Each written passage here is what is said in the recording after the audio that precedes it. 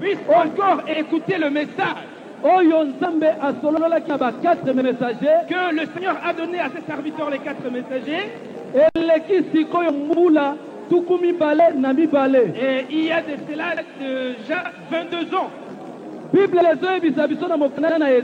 La Bible nous dit dans Ésaïe, chapitre 8, à son 8e chapitre, du verset 20 au 22e, nous lisons. La Bible nous dit, si ce n'est à la loi et au témoignage, si ce n'est à la loi et au témoignage, si l'on ne parle pas ici, bien aimé, il y a des choses que Dieu a dites pour cette nation. Avant que le Seigneur ne nous appelle, nous sommes des jeunes gens qui avons grandi dans la cité des anciens combattants. Nous étions des fumeurs de chanvre. Nous étions des gens de mauvaises œuvres. Et dans les quartiers où nous habitions, il y avait un papa qui répondait au nom de Kassende. Et il est décédé il y a déjà cela 7 ans. Et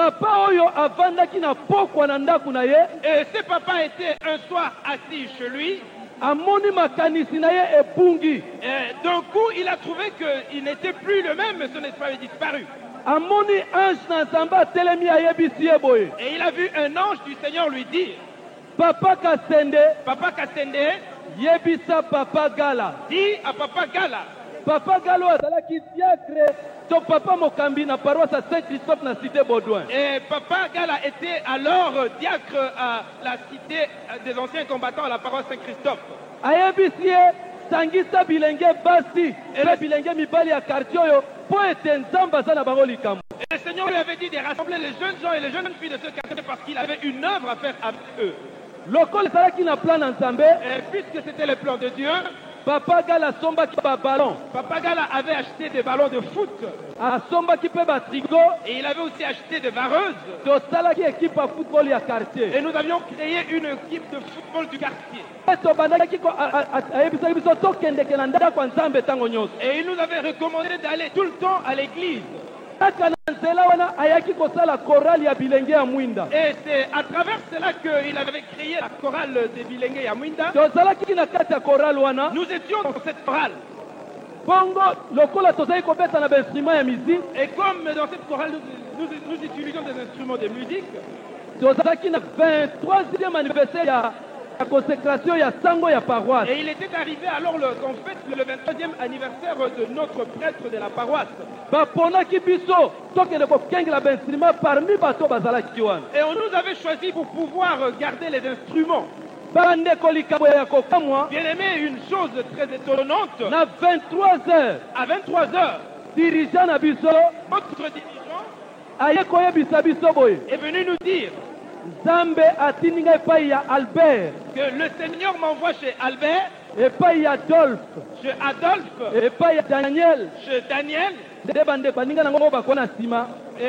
ceux qui viendront après moi, mes bien-aimés. Le Seigneur dit, priez beaucoup, et 1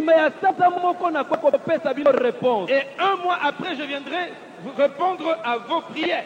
Et les mêmes, nous étions allés en retraite. Et dans cette retraite, c'est pendant cette retraite que le Seigneur nous a entretenus.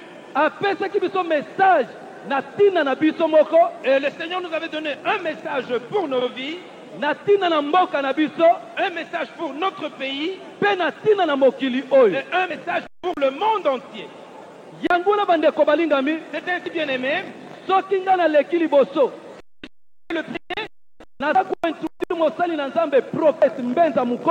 J'introduis le prophète Pierre Mbenza Mukoko.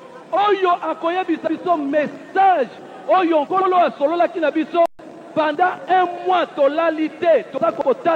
qui va nous entretenir du message que le Seigneur avait donné pendant un mois et nous étions bien assidus et nous avions entendu Dieu nous parler.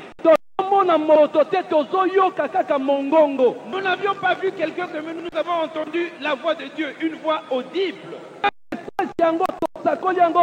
À peu près République Nabiso Mobimba. Et nous avons prêché ce message à travers toute la République démocratique du Congo. Seconde chance pour être oyo que l'okonini nzamba lobana tina na mboka. Et voici encore la seconde chance que le Seigneur t'accorde pour que tu puisses écouter le message qu'il a prévu, qu'il a donné pour ce pays. Likolo na kozanga koyeba maloba nzamba lobi na mboka ne bato mingi bazali kosala n'importe quoi. Et alors nous savons bien que c'est à cause du manque de connaissance que la mort intervient. Yango wana bande konanga na mokuse nazali kopera mosali na nzambe prophète Mbenza Mukoko akoyebisa biso message yango na bolai nango eloko nini nzamba lobi na tina na mboko oyo pe makambo nini nzamba kosala na mboko oyo toyambie na kombo na Yesu Kristo. Dans le monde entier. Mongongo elobi na biso. Et cette voix nous a dit, mes enfants, moi le Seigneur votre Dieu, je suis au milieu de vous. Bien-aimés, nous étions tellement étonnés et surpris. Et nous étions vraiment dans l'effroi. Et la voix est revenue pour une deuxième fois. Mes enfants, croyez que je suis au milieu de vous. Et automatiquement là nous étions remplis de foi et nous avons commencé à suivre ce que cette voix nous disait. La voix nous disait, mes enfants, c'est moi le Seigneur votre Dieu qui vient me révéler à vous. Si je me révèle à vous, ce n'est pas à cause de vos bonnes œuvres, pas à cause de vos bonnes œuvres, mais c'est par ma grâce et de pleurs de vos parents. À cause de vous, c'est pour cela que je me révèle à vous. Il avait dit alors que j'étais passé partout ailleurs, je suis passé en Amérique, en Europe, et je suis passé dans des pays comme le Kenya ou les autres, et je suis passé en Asie, aux Philippines, et je suis venu en Afrique.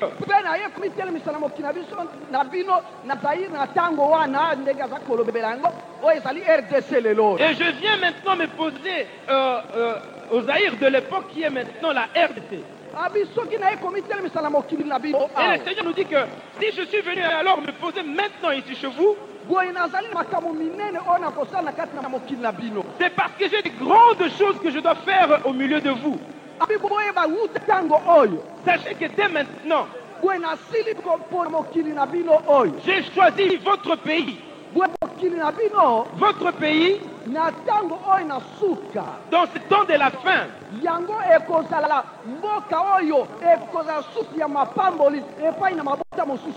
votre pays sera la source de bénédiction pour toutes les autres nations. Il nous a dit, mes enfants, dans votre pays,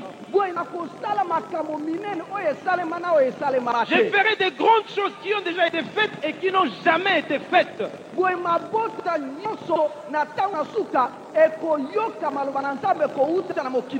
Toutes les autres nations écouteront la parole de Dieu, ma parole qui commencera à partir de chez vous. Le Seigneur nous a dit, mes enfants, à partir de ce moment, je vous prends comme mes témoins. Temps arrive. Votre pays va traverser des tribulations diverses. Et c'est moi qui vais ordonner que ces tribulations arrivent.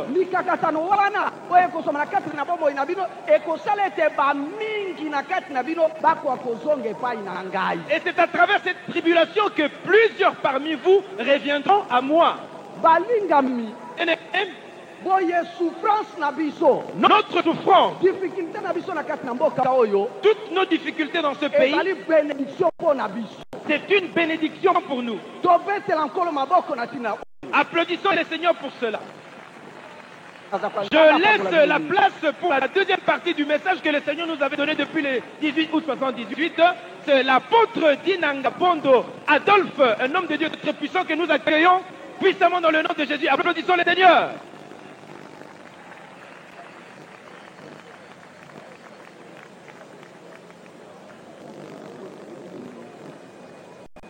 Alléluia. Amen. Peuple congolais, alléluia. Amen. Nabanzi bolandi makambo nzambe alobaki pona biso.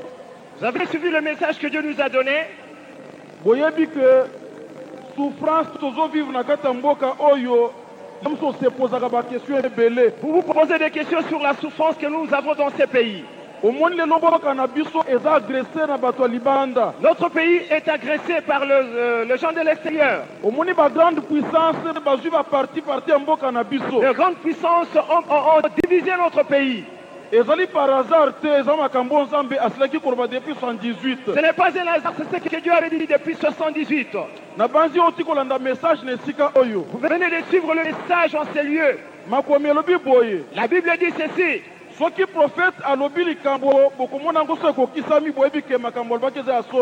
prophète dit quelque chose et si cela s'accomplit, alors c'est un vrai prophète. Dans tout ce que Dieu nous a dit, il y a 22 ans, il y a des prophéties accomplies et des prophéties dont nous attendons l'accomplissement. Dans ce qui s'est accompli, Dieu nous a dit ceci. Vous allez vivre un réveil spirituel dans le pays. La preuve est là. De ceux qui sont dans ces stades. Même les musiciens n'ont pas fait plein. C'est la preuve qu'il y a un grand réveil dans notre pays. Le Seigneur nous a dit ceci. Vous allez me prier comme les Israélites dans le désert. Si vous regardez dans notre pays aujourd'hui, il y a des groupes de prières partout.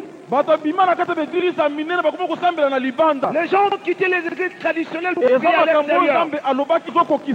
C'est l'accomplissement de ce que Dieu a dit. Le Seigneur nous a dit ceci. Je susciterai des grands serviteurs. Si vous considérez aujourd'hui, vous allez voir de jeunes garçons, de jeunes filles, ont tenu la Bible. Ce n'est pas un hasard. C'est ce que Dieu avait dit. Dieu avait encore dit. Je ferai sortir des grandes richesses dans votre pays. Si vous considérez notre pays aujourd'hui, nous avons de pierres précieuses presque dans toutes les provinces. Dieu a comblé notre pays de richesses. Peuple congolais, écoutez. Même si dans les territoires occupés, on vole nos richesses. Ce que Dieu a caché, ce que Dieu a innové, c'est le réserve qui va nourrir le monde pendant 6000 ans. Ne regrettez pas pour ce qu'on pille aujourd'hui. Le Seigneur a encore dit ceci. J'enverrai la puissance du Saint-Esprit dans votre pays. 3 fois supérieure à celle qui est descendue le jour de la Pentecôte. C'est dans ce que nous attendons l'accomplissement. Le Seigneur nous a donné un signe. Il a dit le signe que je vous donne. Pour savoir que ce que je vous ai annoncé est près d'être accompli. Vous allez voir premièrement un bouleversement spirituel dans le pays. Et quand vous verrez les bouleversements politiques dans le pays, vous saurez que ce que je vous ai promis est près d'être accompli. Le bouleversement spirituel s'est accompli dans ces pays. Le bouleversement politique s'est accompli dans ces pays. pouvoir moko ezalaki ya dictature était tombé et que La dictature est tombée et partie à un autre pouvoir. et ça bouleversement nzambe alobaki na biso C'est le bouleversement que Dieu nous a promis. elembo nzambe abaki na biso mpo boyeba ke bolingo sikoyo na kati ya makambo ya kitoko. C'est le signe que Dieu nous a donné pour entrer dans l'accomplissement. Seigneur abaki na biso alobi boye Le Seigneur a dit ceci. avant bovivre makambo nyonso ya kitoko na kati ya mboka oyo Avant de vivre toutes les bonnes choses dans ce pays, okotraverse periode moko ya souffrance makasi. vous allez traverser une longue période de periode souffrance. wana bato mingi bakosimba maloba na ngai te bakokufa. Plusieurs de ceux qui ne vont pas tenir ma parole nde vont periode mourir. tozali kotraverse lelo oyo C'est la période que nous traversons actuellement. kosimba maloba na nzambe. Tenir la parole de Dieu. Peuple congolais, Peuple congolais, il faut on se préparer parce que nzambe abengi mpona mosala monene na kati ya mokili mobimba. vous devez vous préparer parce que Dieu vous appelle pour travailler dans le monde entier. but ya kobengama na biso epai na nzambe ezali nini? Quel est le but de notre appel? nzambe alobi boye Dieu dit ceci. akotinda puissance ya molimo mosantu na kati na mboka oyo 3 fois kolekaka ya pentecote na jérusalem. La puissance du Saint-Esprit qu'il enverra sera 3 fois supérieure. ete biso bacongolais Pour que nous, Congolais, tokopanza tokende monde ante kokoprêche évangile. nous irons le monde entier prêcher l'évangile. soki otali déjà Si vous considérez, na mwa tozali au moment où nous sommes, évangile ya ntango na kati ya mokili mobimba eza bacongolais. l'évangile dont c'est les Congolais. réveil spirituel na brazzaville euti na congo kinshasa. Le réveil spirituel au Congo, Brazzaville du Congo, réveil ya Kinshasa. angola euti na congo Le kinshasa. réveil d'Angola vient du Congo, Kinshasa. sokokomi na gabon okuta baprédicateur congolais. Si vous arrivez au Gabon, vous trouverez des kende na prédicateurs nigeria congolais. okuta bango. Même chose au Nigeria. kende na londres, Même chose à na Londres. france, En France. na belgique, En Belgique. na canada, Au Canada. na états-unis, Aux États-Unis. okuta bacongolais siko péché évangile. Les Congolais prêchent l'évangile. nzambe alobaki na biso alobi boye On nous a dit ceci. peuple congolais Peuple congolais, nakopesa bino célébrité mondiale. je vous donnerai une célébrité motokosa mondiale bino te que personne ne vous trompe. kozosouffrir lelo Nous souffrons aujourd'hui. tokotambola makolo Nous marchons à salaire pied. ezali te. Il n'y a pas de salaire. elobi nzambe akosala makambo ya somo Mais demain, tu feras des grandes choses. parce que la richesse Parce qu'il y a des richesses. kala mingi te nzambe alobi na biso abi ke makambo na bisaki bino barichesse wana sina kreye yango eza na kati ya mabele Dieu sikoyo. nous a dit que j'ai créé ces richesses, cette chose dans votre sous-sol. ntina bozali komona bagrande puissance bazali koyela mboka na biso C'est pourquoi les grandes puissances agressent notre pays. yango wana ose prépare. Préparez-vous. eloko asuka na koyi biso ezali boye La dernière chose, linga mboka na yo moninga. aimez votre pays bien-aimé. kolinga mboka ya bapaya te koleka na mboka na yo. N'aimez pas les pays étrangers plus que votre pays. mopaya moko te akoki kolinga mboka oyo koleka biso. Aucun étranger n'aimera ce mopaya pays moko plus te que nous. akotonga mboka oyo koleka mboka na bango. Aucun étranger ne reconstruira ce pays. esili kolinga mboka na yo lokola bana ya israele balingi mboka oyo ya Il bango. faut aimer votre pays comme les Israélites avaient aimé le leur. bongo osimba maloba na nzambe. Retenez la parole de Dieu. osimba eloko mpo nzambe alobi. Retenez ce que Dieu a dit. croire na kati na yango. Croyez. mpe ntango nzambe akoki kopambola mboka oyo okota na kati ya bénédiction Et yango. quand Dieu viendra bénir, vous allez participer. nazokende kosukisa mpe nazali kobenga apôtre daniel, Je termine et j'invite l'apôtre Daniel, le dernier messager, le dernier messager. akoki po ete atika libondeli. J'ai fait de lui. Alléluia. Amen. nalingi kotira attention na yo boye. Je vais tirer votre attention. bible elobi boye. La Bible dit ceci. quand il n'y a pas de révélation le peuple est sans. Quand il n'y a pas de révélation, le peuple est sans frein.